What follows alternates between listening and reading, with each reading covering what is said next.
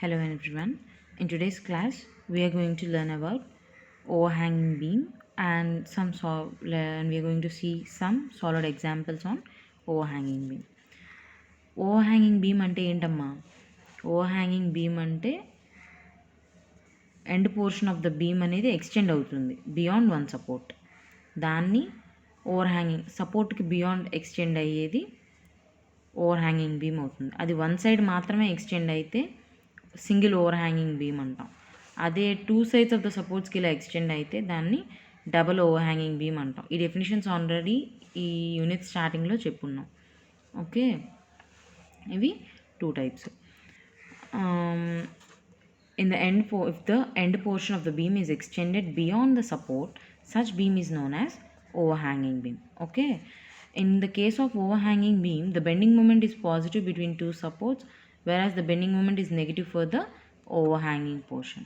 Okay na, overhanging portion లో bending moment వచ్చేప్పటికి negative అవుతుంది అనమాట. ఈ రెండింటి మధ్యలో పాజిటివ్ అవుతుంది. ఓకే, ఇలా పాజిటివ్ నుంచి నెగిటివ్కి వచ్చే మధ్యలో జీరో అవ్వాలి కదా బెండింగ్ మూమెంట్. ఆ పాయింట్ని పాయింట్ ఆఫ్ కాంట్రాఫ్లెక్చర్ అంటాం. పాయింట్ ఆఫ్ కాంట్రాఫ్లెక్చర్ అంటే ఏంటమ్మా? It is the point where the bending moment is zero after changing its sign from positive to negative.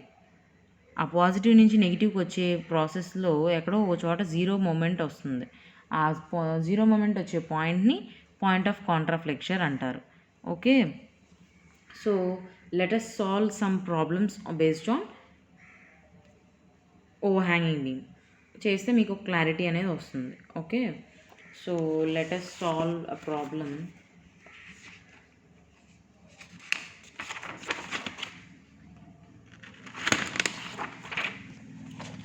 Now I'm taking this problem. Okay, draw the shear force and bending moment diagram for the overhanging beam carrying a uniformly distributed load of 2 kN per meter over the entire length and a point load of 2 kN as shown in the figure. Locate the point of contraflexion. Point of contraflexion కూడా locate చేయమన్నాడు. అంటే moment ఎక్కడ zero అవుతుందో చూపించాలన్నమాట మనం. So ఈ బీమ్లో చూసుకున్నాము.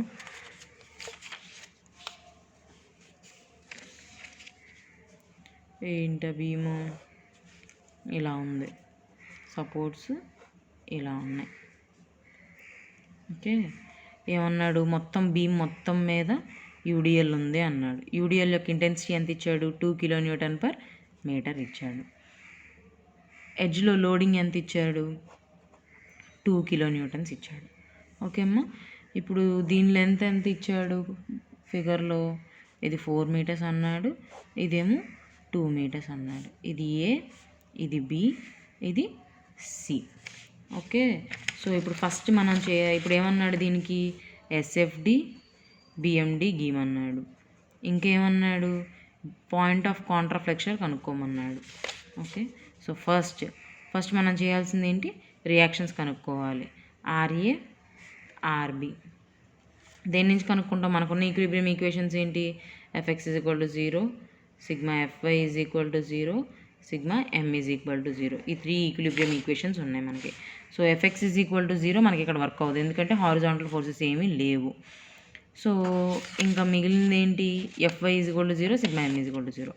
Therefore sigma FY is equal to 0లో వేస్తే RA plus RB minus 2 into ఈ స్పాన్లో 4, ఈ స్పాన్లో 2. So 2 into 4 plus 2 minus 2 is equal to 0. Therefore RA plus RB minus 12 minus 2 is equal to 0. RA plus RB is equal to 14 kN. Okay అమ్మా, ఇప్పుడు next ఏం చేయాలి? సమ్ ఆఫ్ మూమెంట్స్ జీరో అవ్వాలి. So moments about point A తీసుకుందాం.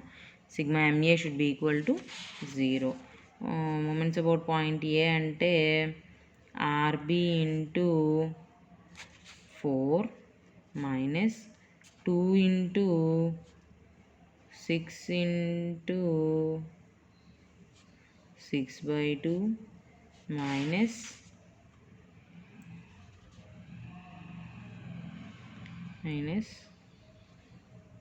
2 2 into 6 which is equal to 0.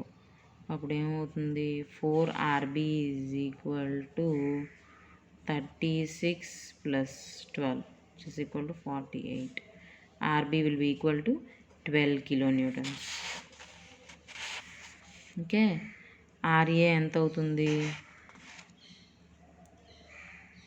14 minus RB. 14 minus 12 is equal to 2 kilonewtons.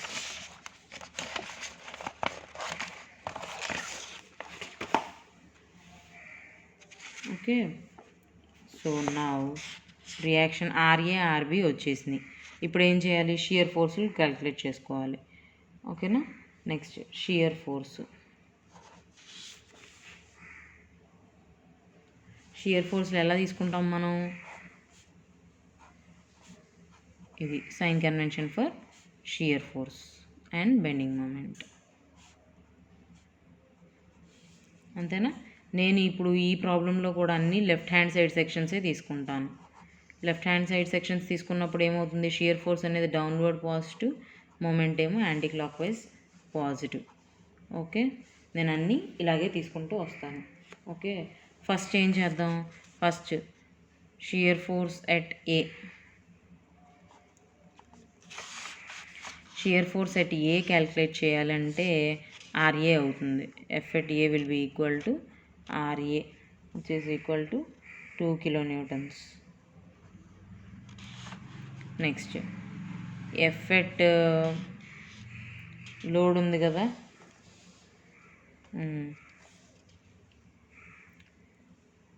F at B calculate చేయండి. F at B కూడా at point B calculate చేయాలి. F at B calculate చేయాలంటే at point B. At point B calculate చేయాలంటే ఏమవుతుంది? Point Bకి లోపేమో reaction RB రాదు, point Bకి ఇటువైపు ఏమో reaction RB add అవుతుంది. కాబట్టి పాయింట్ B అదే రియాక్షన్ RB లోపు ఉన్నది కాస్త FB1గా తీసుకుందాం. FB1గా తీసుకుందాం అంటే రియాక్షన్ RB సపోర్ట్కి ముందు వరకు, జస్ట్ సపోర్ట్ తర్వాత FB2గా తీసుకుందాం. సో జస్ట్ రియాక్షన్కి ముందంటే ఇది RA 2 kilonewtons, ఇదేమో 2 kilonewton per meter, ఇది FB1. ఓకే, ఇది MB1 అయింది. ఇప్పుడు FB1 ఏమవుతుందమ్మా? 2 minus 2 into 4 కాబట్టి -6 kilonewtons. Okay, FB1 is equal to -6 kilonewtons. అదే FB2 ఏమవుతుంది? FB2 2 kilonewtons, 2 kilonewton per meter. ఇక్కడ ఏమవుతుంది? RB కూడా వస్తుంది. RB ఎంత? 12 kilonewton. అప్పుడు ఇక్కడ షియర్ ఫోర్స్ ఏమవుతుంది? FB2 2 minus 2 into 4 plus 12 ఎంత అయింది? 14 minus 8 6 kilonewtons. FB2 will be equal to plus 6 kilonewtons. Okay అమ్మా, అది next shear force at C calculate చేద్దాం. షియర్ ఫోర్స్ ఎట్ C అంటే ఎట్ పాయింట్ C తీసుకున్నాం. ఎట్ పాయింట్ C తీసుకోవాలంటే FC section ఏమవుతుంది? RA 2 kilonewtons, RB 12 kilonewtons. Okay, UDL ఉంది టోటల్గా at point C. Okay, ఇప్పుడు మనం ఏం చేయాలి అంటే ఇది కదా, ఇప్పుడు మనం ఎట్లా తీసుకోవాలంటే ఈ లోడ్కి జస్ట్ బిఫోరు ఈ లోడ్ తర్వాత తీసుకోవాలన్నమాట. ఓకేనా? సో కాబట్టి FC1 అంటే లోడ్కి జస్ట్ బిఫోర్ తీసుకుందాం. అప్పుడు ఈ లోడ్ ఉండదు. ఓకే, FC1 లోడ్ లేకుండా తీసుకుంటే FC1. తర్వాత ఈ లోడ్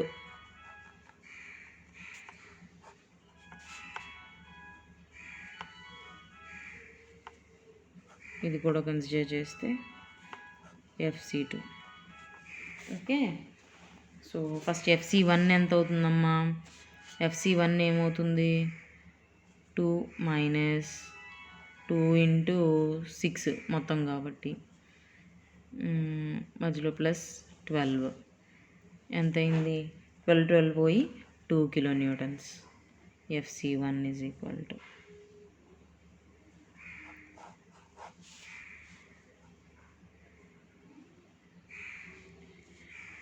FC2 కావాలంటే ఏమవుతుంది? ఇది మొత్తం FC1లోంచి మళ్ళీ 2 తీసేయాలి. సో కాబట్టి ఏమవుతుంది?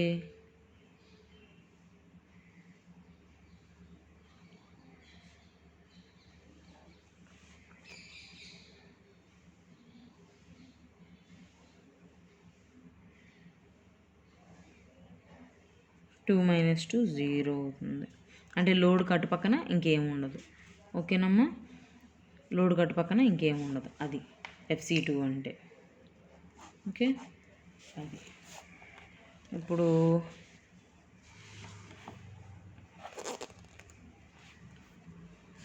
ఇక్కడ FB1 నుంచి FB2కి -6 + 6 అయింది. ఓకే, అదే ఒకటే పాయింట్ దగ్గర. నెక్స్ట్ ఏ దగ్గర నుంచి బీకి వెళ్ళేపటికి -6 అయింది. అంటే షియర్ ఫోర్స్ డయాగ్రామ్ గీయండి.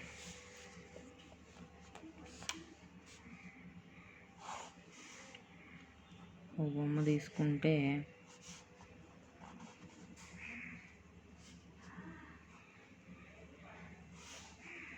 షియర్ ఫోర్స్ డయాగ్రామ్ ఏమైంది? అట్ ఏ ఏమైందమ్మా? షియర్ ఫోర్స్ 2 కిలోన్యూటన్ వచ్చింది. సో 2 కిలోన్యూటన్స్ 2, ఇది పాజిటివ్. అట్ బి ఏమైంది?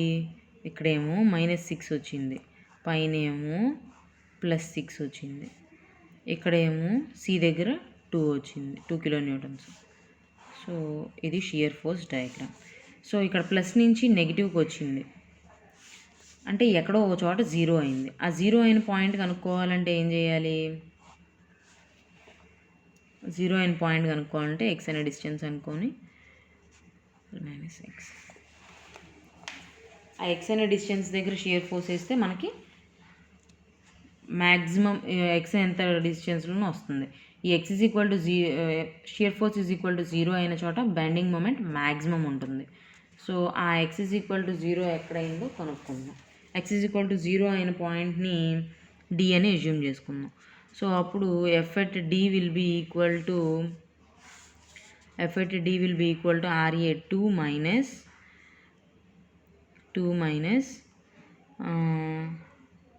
2 into x will be equal to 0. కాబట్టి x is equal to 1 metre. Okay అమ్మా, x is equal to 1 metre వచ్చింది. అంటే x is equal to 1 metre దగ్గర bending moment maximum ఉంటుందని అర్థం. Okay, FD is equal to RA minus 2 into ఇది, అంటే ఆ సెక్షన్ తీసుకుంటాం అనమాట. ఇది 2 kN/m కదా, ఇదేమో x డిస్టెన్స్, ఇది RA 2 kN. సో ఇక్కడ షియర్ ఫోర్స్ డౌన్వర్డ్స్ FD, ఇది ఎంత అవుతుంది? 0. ఎందుకని? షియర్ ఫోర్స్ 0 అయిన చోటే x అనే డిస్టెన్స్. ఈ x కనుక్కోవాలి మనం. ఆ x కనుక్కోవడానికి FDని 0 చేస్తే FD ఈజ్ ఈక్వల్ టు ఏమవుతుంది? 2 మైనస్ 2 ఇంటూ x అవుతుంది. ఈజ్ ఈక్వల్ టు 0 చేస్తే దాని నుంచి x is equal to 1 metre వచ్చింది. ఓకే, నెక్స్ట్ అది వచ్చిన తర్వాత ఏం చేయాలంటే, ఇప్పుడు షియర్ ఫోర్స్లో కనుక్కున్నాం, షియర్ ఫోర్స్ డయాగ్రామ్ గీసేసాం, అయిపోయిందా? ఇప్పుడు ఆ షియర్ ఫోర్స్ 0 అయిన చోట బెండింగ్ మూమెంట్ మ్యాక్సిమం ఉంటుంది. షియర్ ఫోర్స్ 0 అయిన చోట బెండింగ్ మూమెంట్ మ్యాక్సిమం ఉంటుంది.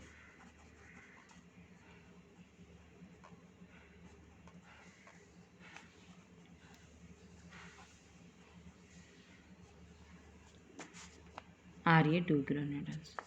So MD will be equal to 2 into 1 minus 2 into 1 into 1 by 2, which is equal to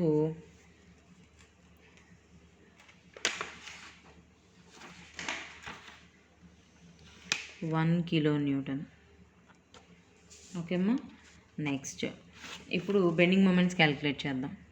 bending moments calculate చేయాలంటే ఎట్ ఏ కావాలి అంటే ఇది బెండింగ్ మూమెంట్, అదే ఇది బీము. ఈ బీమ్లో ఏ దగ్గర బెండింగ్ మూమెంట్ కావాలంటే ఏమవుతుంది, RB into M at A is equal to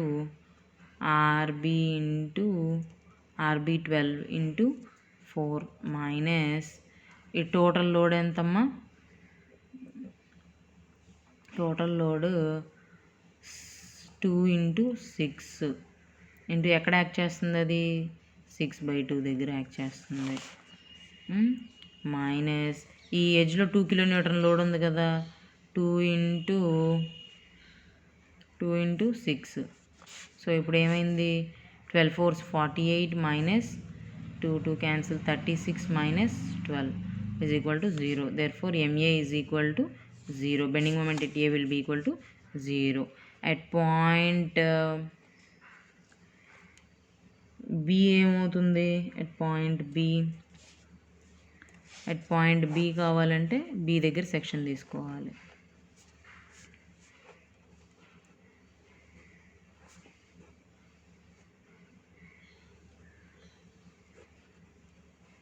MB అవుతుంది, ఆర్బీ దాని గుండానే పాస్ అవుతుంది కాబట్టి రాదు.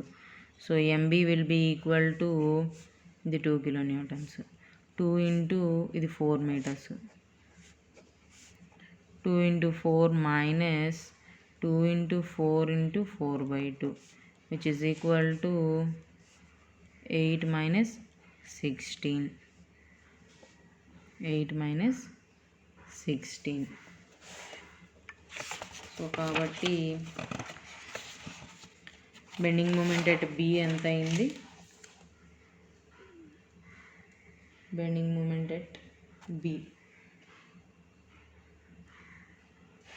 మైనస్ 8 kilonewtons కిలోన్యూటన్ మీటర్ అయింది.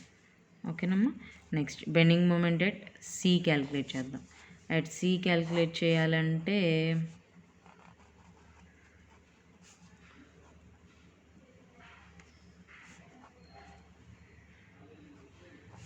ఇది 2 kilonewton, ఇది 12 kilonewton. Okay, bending moment at C calculate చేయాలంటే మూమెంట్స్ అబౌట్ సి తీసుకోవాలి. అంటే RA into 6 minus RB into 2 minus 2 into 6 into 6/2 వేస్తే ఎంత వస్తుంది,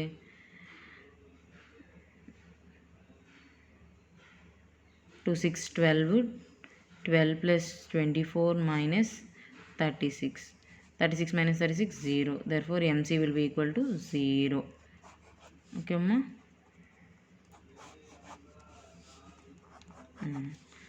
అది MD క్యాలిక్యులేట్ చేసాం కదా మనం, MD క్యాలిక్యులేట్ చేసాం.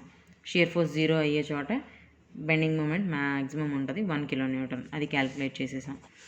ఓకే, నెక్స్ట్ ఇప్పుడు అన్ని పాయింట్స్ దగ్గర క్యాలిక్యులేట్ చేసేసాం. ఇప్పుడు ఏమైంది, ఈ 1 నుంచి -8కి వెళ్ళింది అంటే ఎక్కడో చోట 0 అవుతుంది కదా. బెండింగ్ మూమెంట్ డయాగ్రామ్ గీయండి. బెండింగ్ మూమెంట్ డయాగ్రామ్ ఎలా వస్తుంది, బెండింగ్ మూమెంట్ డయాగ్రామ్ ఏ దగ్గర 0, డి పాయింట్ దగ్గర 1 మీటర్తో 1 kilonewton, బి పాయింట్ దగ్గర -8 kilonewton మీటర్,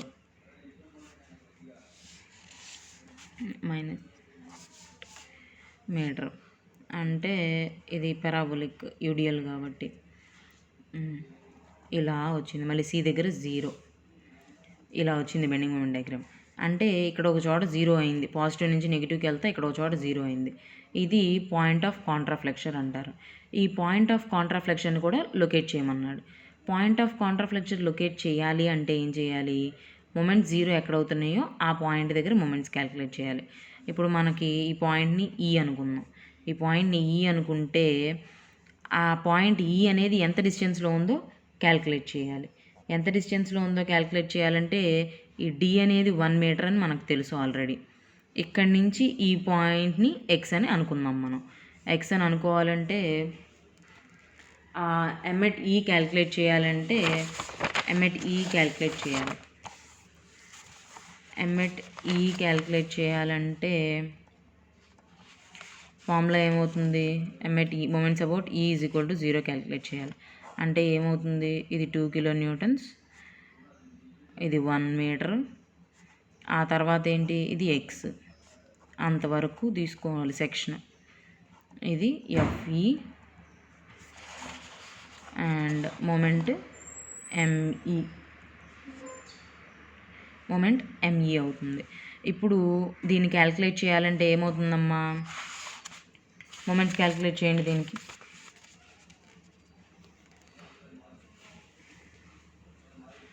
మొమెంట్స్ ఏం క్యాలిక్యులేట్ చేయాలంటే ఆ మొమెంట్స్ అబౌట్ ఈ పాయింట్ క్యాలిక్యులేట్ చేయండి.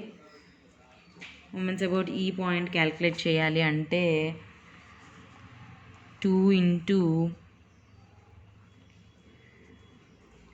into 1 plus x మైనస్ ఇది 2 కిలో న్యూటన్ పర్ మీటర్ కదా, 2 into 1 plus x into ఎక్కడ యాక్ట్ చేస్తుంది? 1 plus x by 2 దగ్గర యాక్ట్ చేస్తుంది, అంతేగా.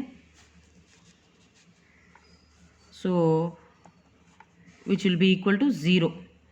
మొమెంట్ 0 అయిందనే కదా మనం అక్కడ ఎక్స్ కనుక్కుందాం అనుకునేది.